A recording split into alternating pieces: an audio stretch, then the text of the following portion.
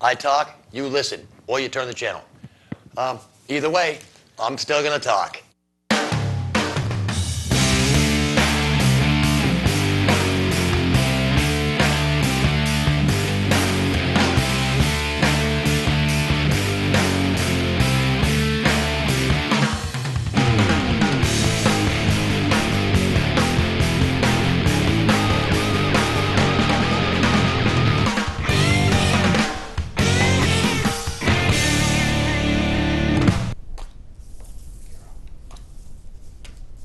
Welcome to Unfiltered.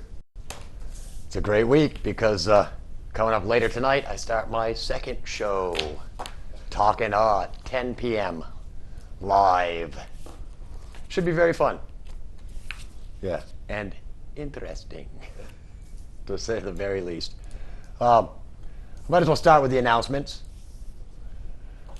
Like last week, just want to remind everybody that you can now watch Cheshire TV on the web at CheshireTV.org all over the world. If you're traveling and you don't want to miss your favorite Cheshire TV shows, take your laptop with you, find a free Wi-Fi zone somewhere and watch all your shows from wherever you are.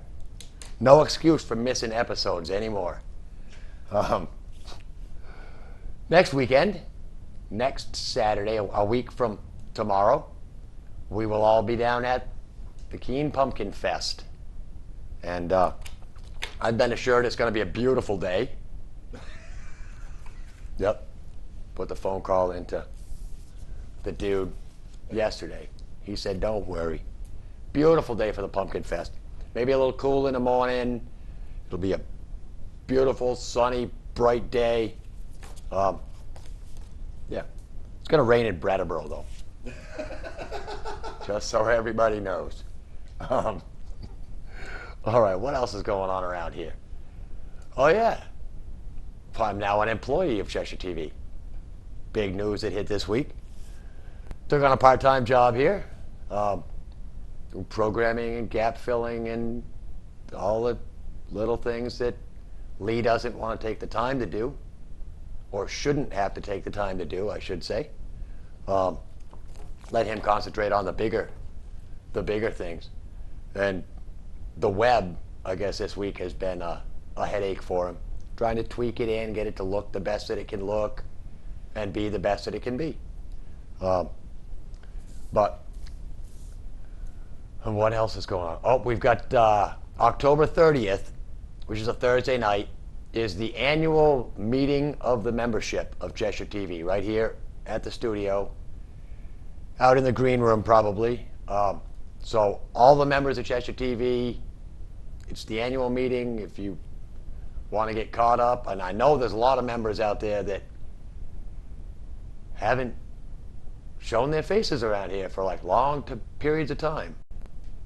But on the 30th, come on down, get caught up, get yourself reacquainted with Cheshire TV, check out all the new things that have happened since last year. And I believe we've got a couple of bylaws we're going to be changing. Election officers, I believe, happens. So the more members that show up, the better. So put that on your calendar for October 30th at 6 p.m. Can remind everybody that the ballots went out this week. Oh yes, the election ballots went out for board of directors, and there are currently 2 seats to be filled, and just so happens there are 2 nominees. So the voting should be real easy. I mean, way easier than the whole, presidential thing,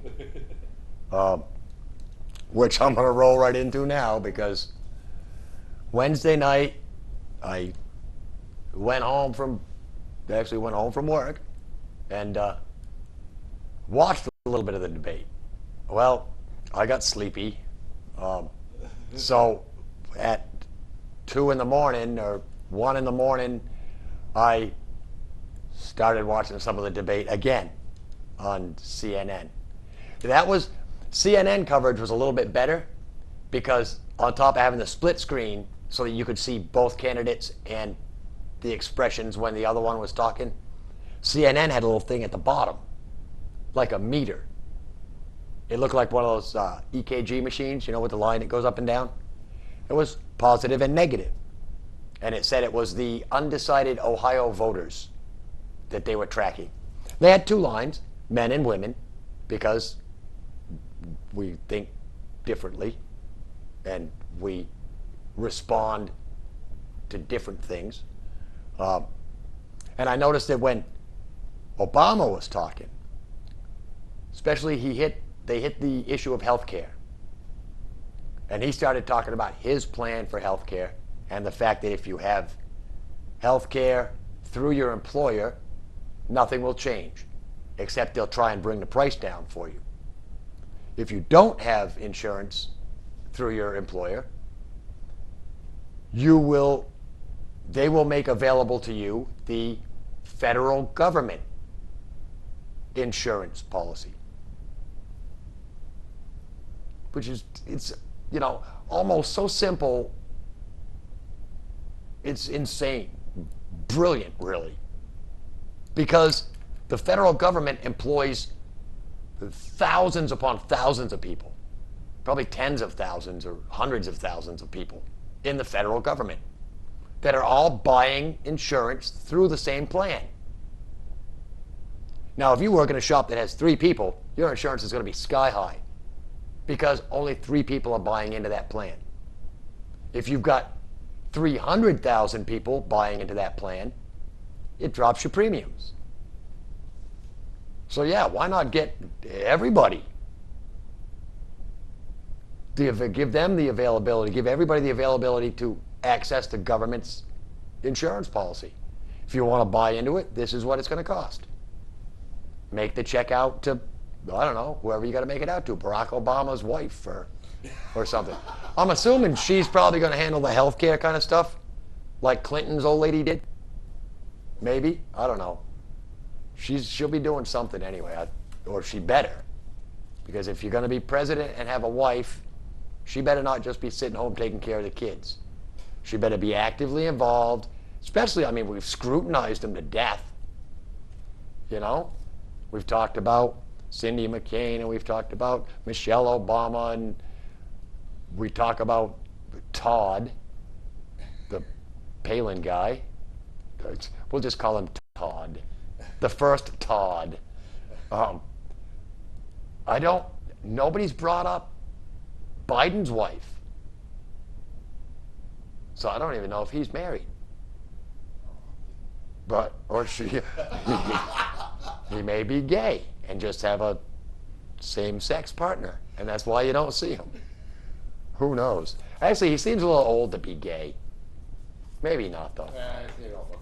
Maybe not. He doesn't really look gay, though. Dresses very, suit and tie. And doesn't really care that much about his appearance.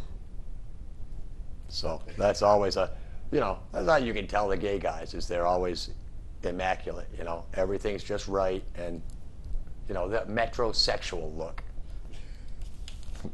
All right. The one thing I hated about the debate was the fact that, never mind, I got sidetracked. Let me go back to my original point, the little meter. When Obama would start talking, the lines would both go up to the positive. When McCain started talking, they all just kind of hovered around the median point. Once in a while, they dip below the median point when he started with the personal attacks. And you could tell, because as I'm watching it, McCain would start in with, and by the way, blah, blah, blah, blah, blah. Horrible personal attack. I'm going, issues. It's not, I don't care. Obama could be, they both lie, exactly.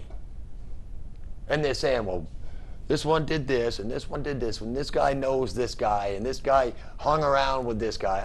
I don't really care what either of them did. For all we know, John McCain agreed to stay in that Vietnamese prison because he liked the Vietnamese. Not because his soldiers were there. He was staying there to help the Vietnamese. Maybe he was the Vietnamese liaison. He went, oh, don't worry, I get them to talk for you. You know, they talk to me, they like me. You know? Maybe that's why he stayed in Vietnam. Maybe it wasn't, oh, this is all for my soldiers. Maybe it was secretly he's a Vietnamese commie. He was helping them out. I mean, you can make up as many different facts as you want. You know?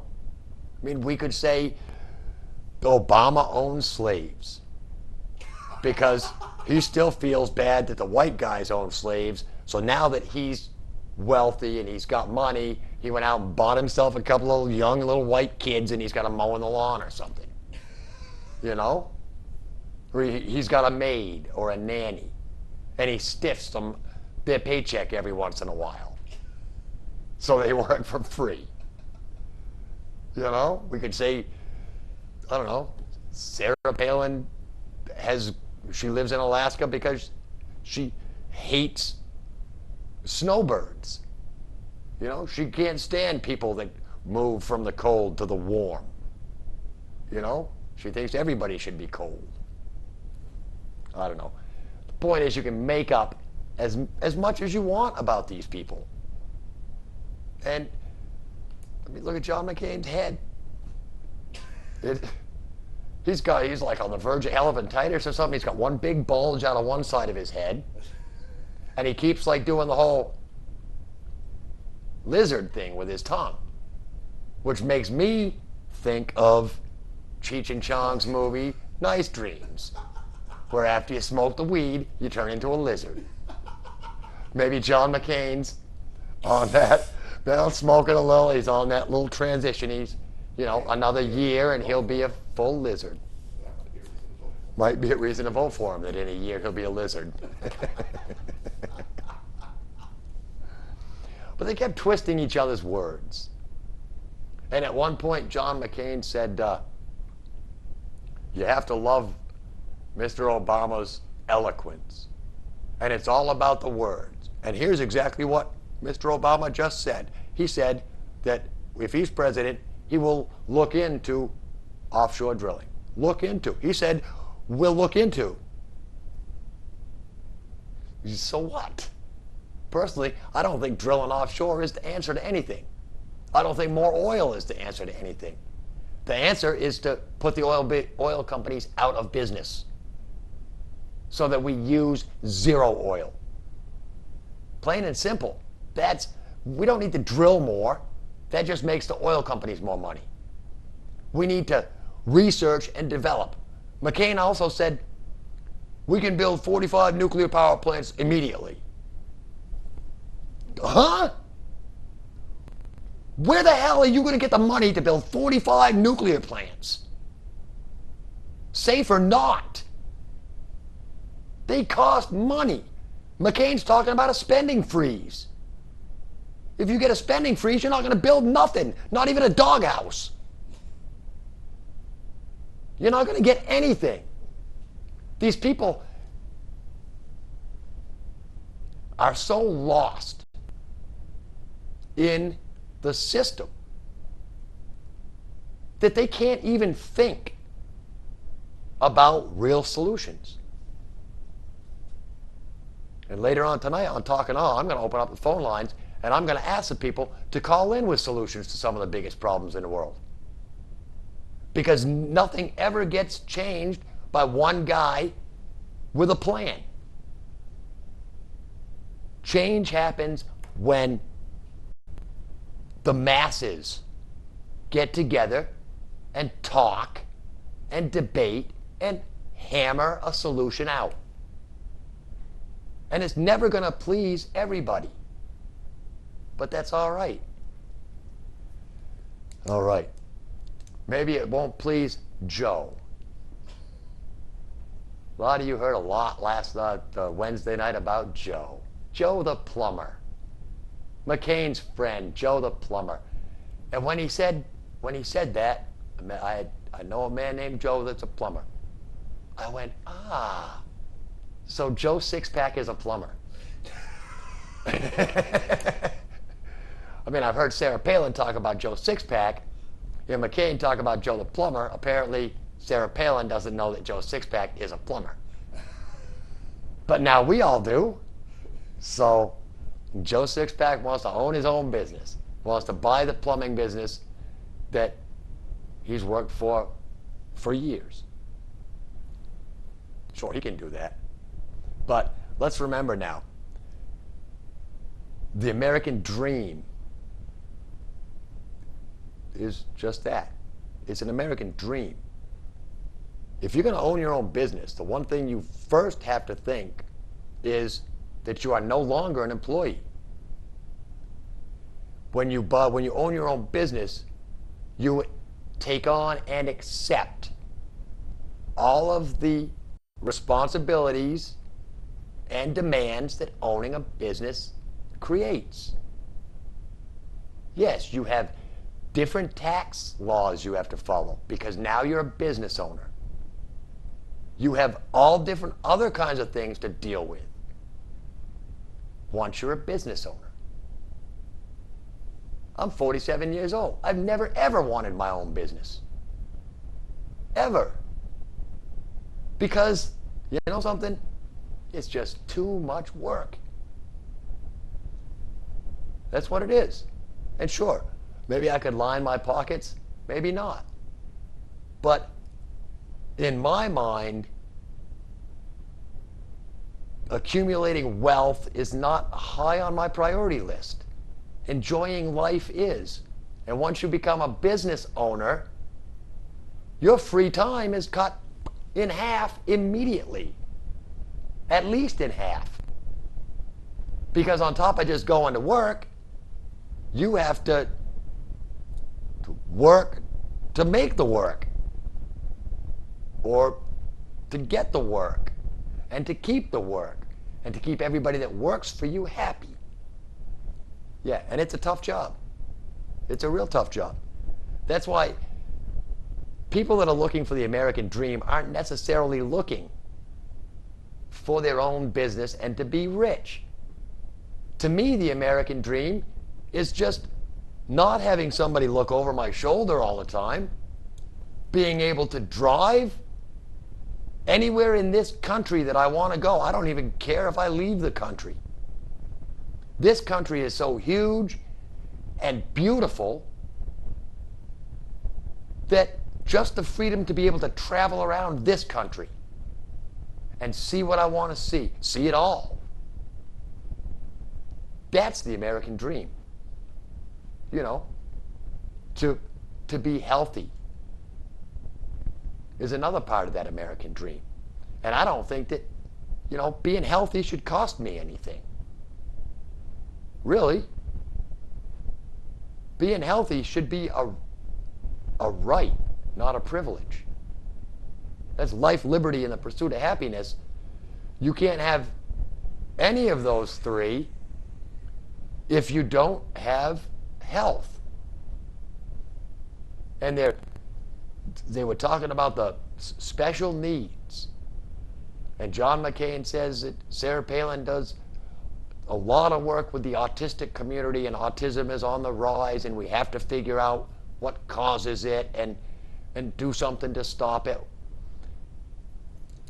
Let's one thing at a time. Sure, autism's on the rise, but we haven't made a dent in muscular dystrophy. We haven't made a dent in MS. We haven't made a dent in cancer. All we've managed to do with cancer patients is keep them alive longer so that the hospitals can suck more money out of them. That's all it is. There's no cures. We haven't cured AIDS. And half of this stuff, we still don't even know what causes them. But let's jump right on to autism, because the vice presidential candidate's got autistic family members. So let's jump all over the autism stuff. If Sarah Palin had a son with Down syndrome would be talking about Down syndrome. Oh, she does. Okay. Well, then maybe that's of all the special needs. You know, but that's just something that shouldn't be an issue. That should be something that's just automatic. I mean, when I grew up in the early 70s, if you were born with a birth defect, you were shunned, hated, and people called you freak or whatever. You know, there was no compassion for people with birth defects in the 70s. They were trampled all over. There was no wheelchair access anywhere. If you were in a wheelchair, whoop, tough shit. You can't get to the second floor unless you find some strong people to carry you up there. And who cares? Because you're just a birth defect freak retard anyway. All this politically correct stuff's come around to make us enforced these things that should be automatic, should be just part of your human instinct to be compassionate and nice to people, you know, especially if they're less fortunate, you know. And it's, I don't know, wow, time's flying by. Yes, I think we better go to crew call. Thanks for letting me know, Bruce, that I was rambling. Dude, you was on a roll. All right. I just got to figure out where I left off now. All right. We'll jump into crew call. Because in the studio, we got Greg. That's it. And he didn't have to do anything because by the time he got here, everything was all done. So he just comes in, points the cameras, and stand behind him. And, of course, he does good for the laughing thing. He's got that laugh track down. Yes, he does. In the booth is Bruce and Andrea. Hello. Thanks, Bruce. How you doing out there tonight, Ray? Doing all right. That's cool. Did you get a nap after work? I was going to, but people showed up and got distracted, so I just relied on the coffee to keep me going. Because you seem like you're a little bit more on the ball now. Now, they're beating the hell out of us at work. 45 hours a week's not enough. We got to give them 50. So, see, that doesn't. no end in sight, but at least I'm sense. gainfully employed. I have job security, and there's plenty of work for the machine I operate. So. Oh yeah, I because guess there's always going to be heroin addicts that need needles. That's true. We'll get rid of the healthcare system and somebody will Thank still goodness, use right? needles.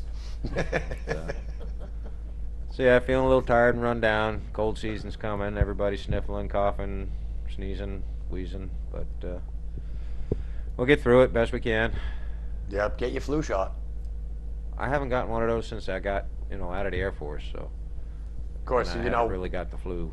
Well, you know what happens when they give you the flu shot, right? Yeah, you get You a get mild the case flu. of it, but that's last year's flu, not this year's flu. Right, it's so, last year's flu. So and I didn't see the point. But it's like a rollover flu thing. yeah. It's better the second time around, like lasagna. Or, Yes. I don't know, but I don't know. The race last week, damn tires. Junior hit the wall again. Son of a biscuit. Yeah.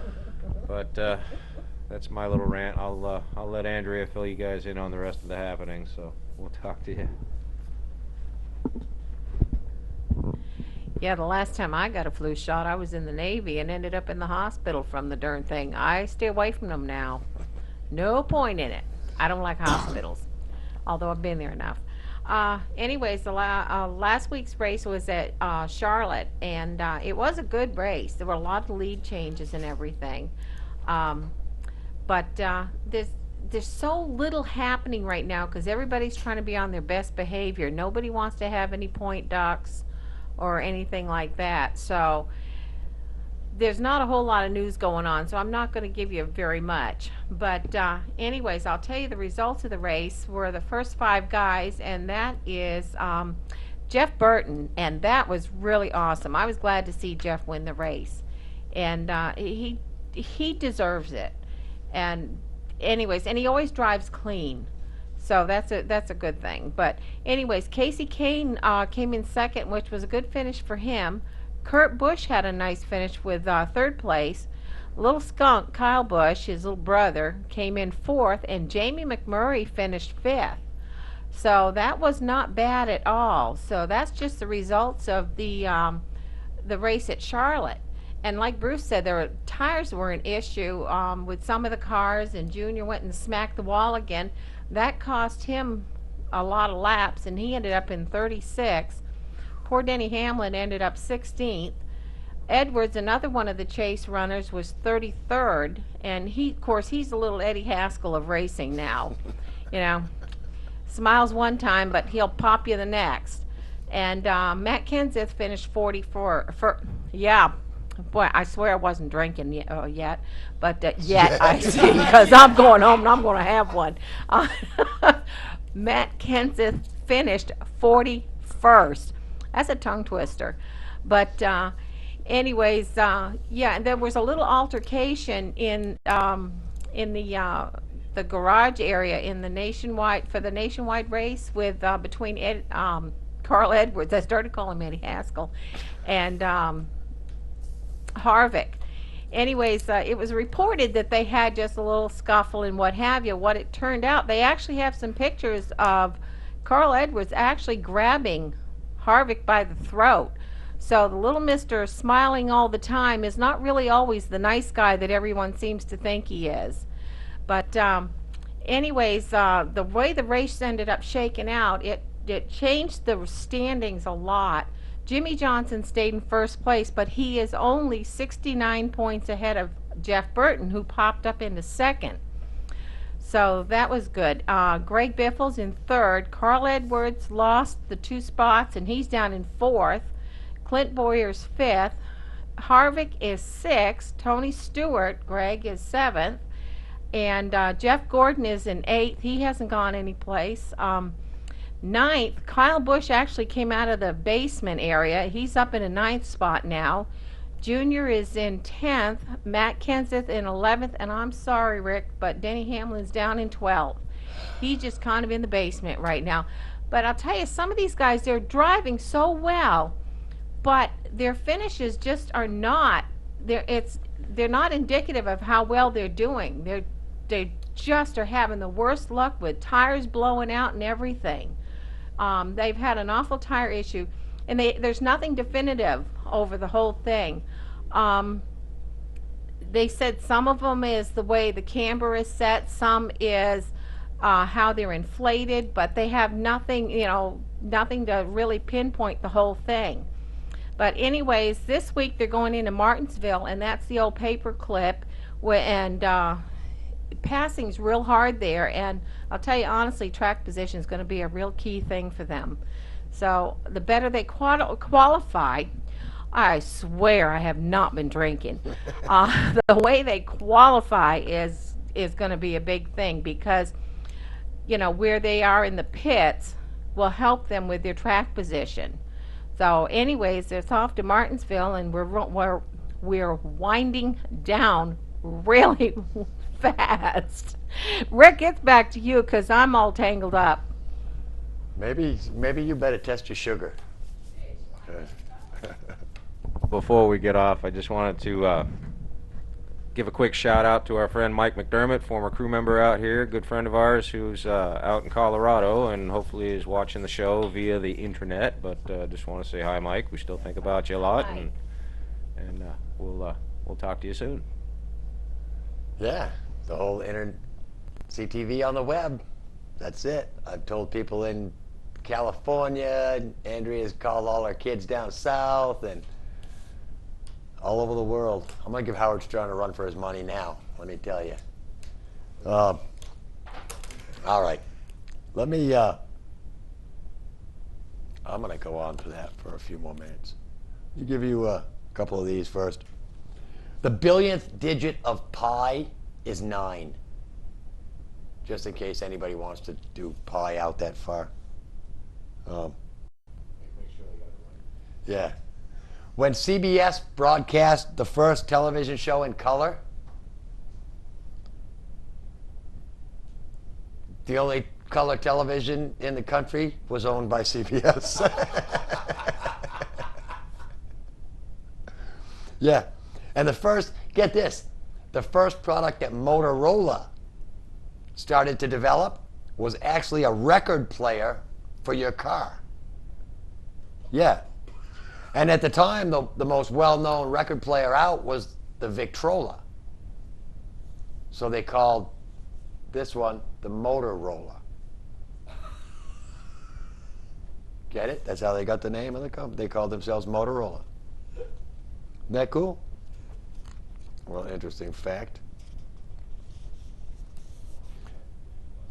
Here's another a great fact. Harvard uses Yale brand locks on their building. And Yale uses Best brand. There are no clocks in Las Vegas gambling casinos. So wear a wristwatch if you want to know what time it is. They don't put clocks, that way people don't know when to stop gambling. And once you get inside the casino, you have no way of telling even if it's light or dark out. And you could actually lose days in a casino, much like you'd been abducted by aliens. Due to precipitation, for a few weeks each year, K2 is actually higher than Mount Everest. Yeah. And no white man saw the Grand Canyon until after the Civil War. It was first entered on May 29th, 1869 by the geologist John Wesley Powell. Yeah.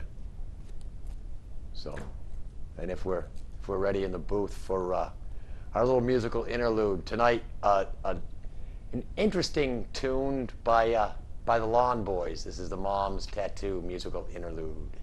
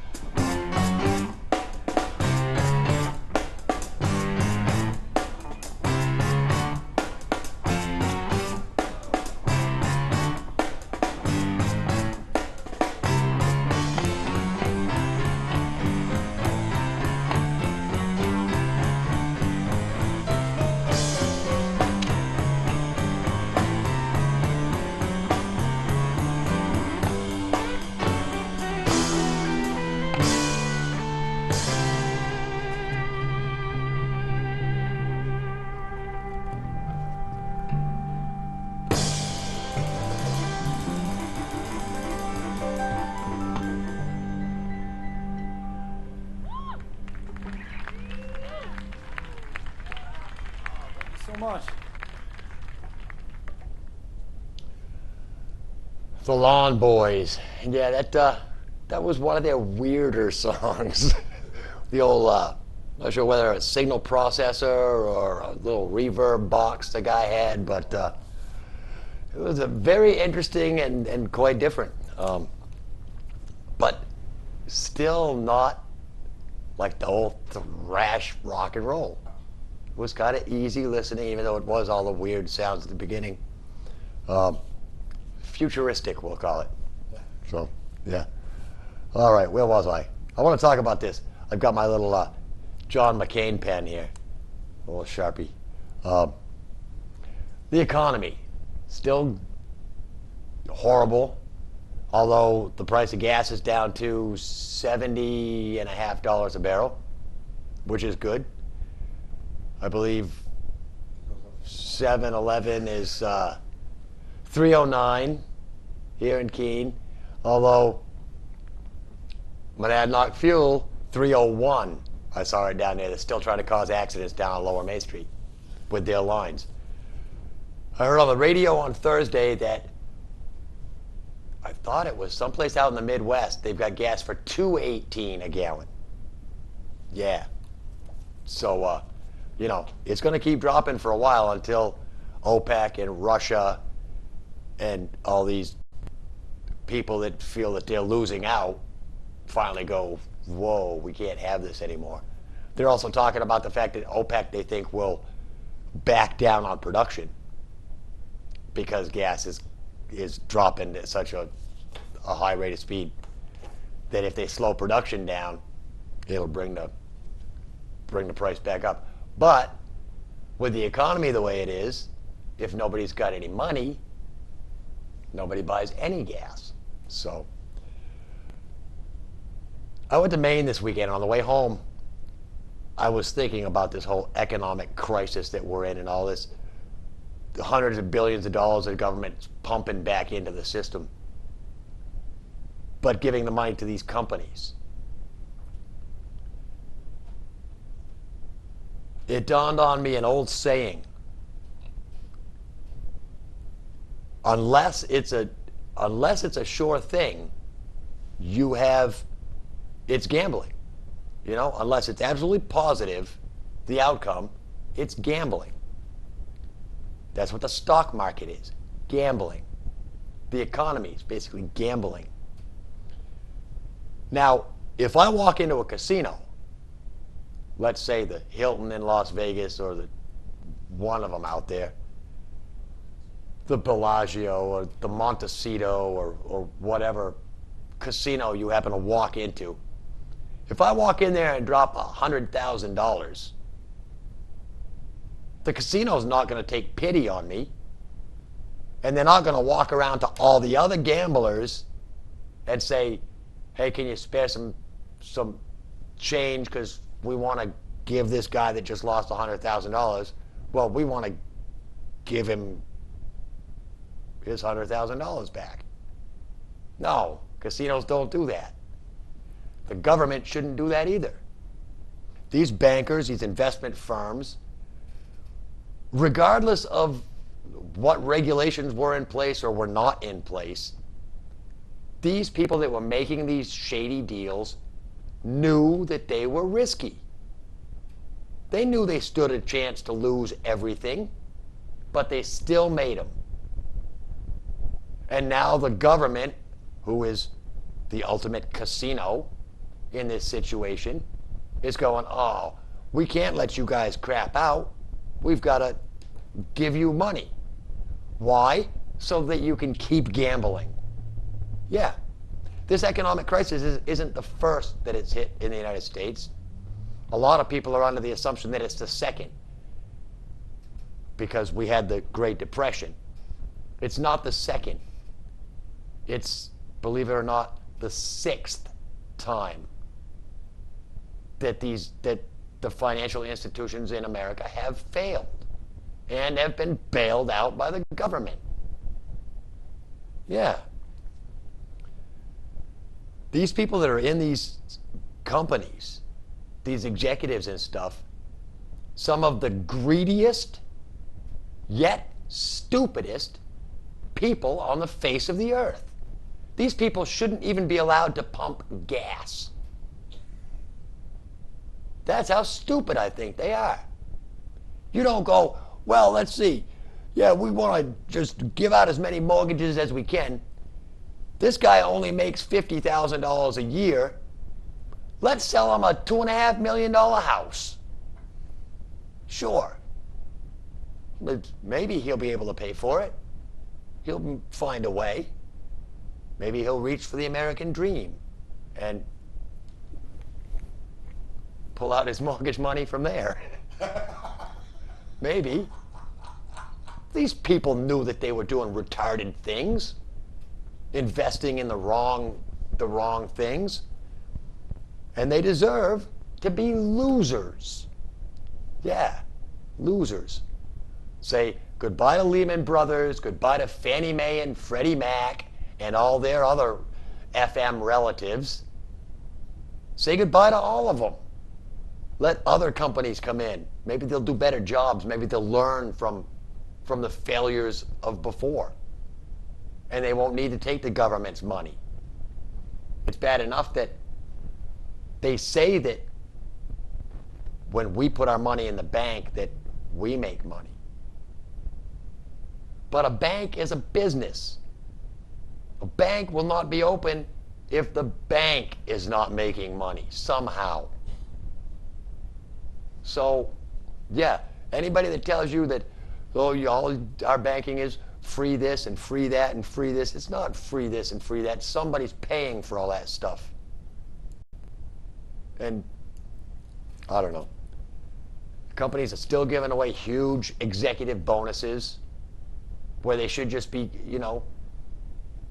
walk up to every executive and say, here's a tent, call it severance pay. Because you're behind in your mortgage now too. Because you don't have any money. And I would strip these bonuses from these people. These people that have already got the bonuses. I would say, wait a minute, no. Give it back. Give it back. I mean, even Dick Cheney, George Bush's vice president, when he left Halliburton Oil to be vice president, Halliburton gave him $31 million. And he said, thank you, and put it in his pocket. He didn't say, oh, wait, I'm going to be the vice president. Take this money back. Give it to your stockholders. No, he said, thank you. And that was the end of it. And when he gets out of being vice president, he'll probably go back to Halliburton, and they'll probably give him $50 million just for coming back. Go, oh, it's been 8 years since we've seen you. Or you've been here. Here, have a buttload of money. And that's exactly what it'll be, because that's the way things work in those circles. The money never changes hands. The money doesn't trickle down, which is why you have to give the lower class people more money, and it'll trickle up. 6.5 minutes, is that all? All right. Another thing they got into during the debate was the whole Roe v. Wade thing,